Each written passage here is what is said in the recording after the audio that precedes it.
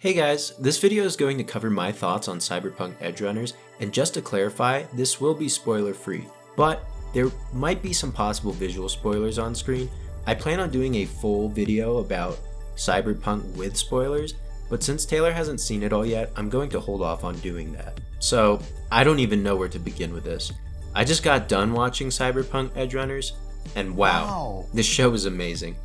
For those of you who haven't seen it, Rotten Tomatoes has scored the show with an 100% critic rating and a 98% user rating. This is the highest rating between users and critics a Netflix show has ever received. On my anime list, it has an 8.76 as of writing this. So great scores all around, but is Cyberpunk Edgerunners actually worthy of these scores? Absolutely. I was not only surprised by the quality of this anime, but absolutely blown away by the work Studio Trigger, CD Projekt Red, and everyone else involved with this project produced. Before I begin talking about Edgerunners though, I want to talk about my complicated history with Cyberpunk 2077 and CD Projekt Red. So a couple years back when Cyberpunk 2077 was releasing gameplay and story trailers, showcasing their virtual John Wick and gearing up to release in 2020, I was absolutely hyped for all of this. I didn't watch any of the trailers though, since I didn't want my opinions of the game to be influenced by any outside sources, but would see them in my feed and say to myself, "Hey, that's pretty good." I thankfully decided to hold off on pre-ordering. A lot of what CD Projekt Red was showing was really exciting and ambitious, and I love The Witcher 3, but I've never been someone who pre-orders games, and my logic for that basically boils down to this clip from South Park. Sir Count, pre-order doesn't mean shit, okay? When you pre-order a game, you're just committing to paying for something that some assholes in California haven't even finished working on yet.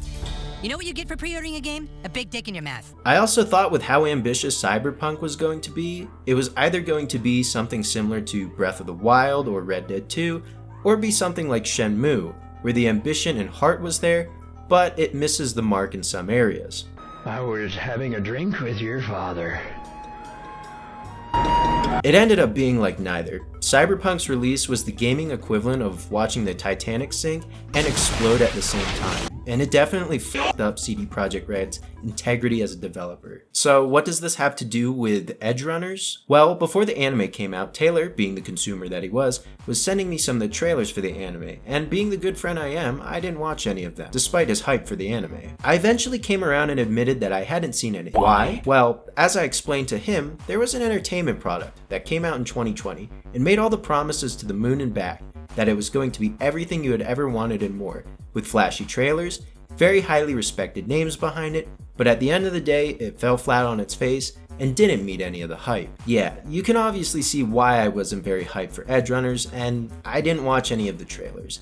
Even though Studio Trigger was behind this endeavor, I still believed it was going to be phoned in or half-baked, with some amazing animation. Once Edgerunners came out, and I started seeing people posting their reviews on how great the anime is, my reaction was, "Hey, that's pretty good." I waited about a week to watch it, and I finished in about 3 days. Let me go ahead and say this. Cyberpunk Edgerunners was everything Cyberpunk 2077 wasn't.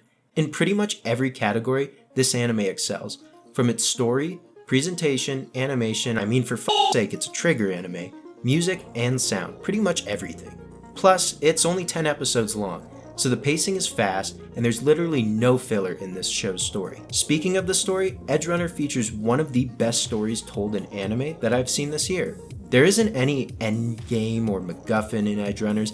Instead, it's a very character-driven story that focuses on a gang of cyberpunks, specifically David Martinez and Lucy. The relationship between these two characters is the focus, and we see how their individual storylines and lives play out and intertwine with each other. We see some of that with the side characters, and I wish the side characters got more development. One specifically that I'll talk more about in a spoiler-based video with Taylor, but for now, we'll keep it spoiler-free. One thing the story of Edgerunners captures very well though is the spirit of the cyberpunk genre.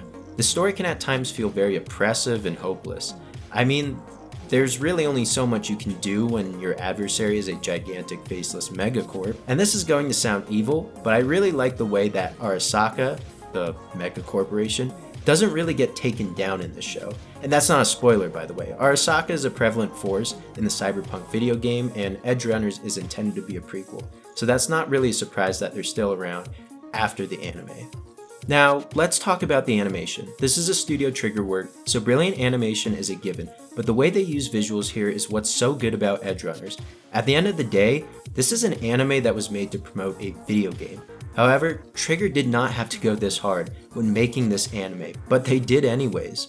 The way violence in this show is animated is over the top and very gory, and while the violence may seem edgy and simply for shock value, it actually pays homage to the tabletop game 2077 and Edgerunners is based on. In the tabletop game, lethal kills are a staple to the game's combat and limb dismemberment isn't an uncommon occurrence. So to see it done in Edgerunners is pretty cool and a nice little nod to the game. The animation also does a really good job painting a bleak yet gorgeous night city, and I like the moments where this show just lets the audience take the world in. Whether it be the sprawling desert wasteland or the hauntingly beautiful nights in Night City. The fight scenes also get a boost from the animation and really show off the cybernetic abilities the characters possess. I remember my jaw dropping when they showed a scene of a character fighting in slow motion, only to repeat the scene depicting how it looked to other characters observing the fight, and it was just insane seeing the detail and care Trigger put into making phenomenal scenes like this. Also the intro, it's very minimalist, but my god, it's amazing. Lots of minute details and foreshadowing are integrated,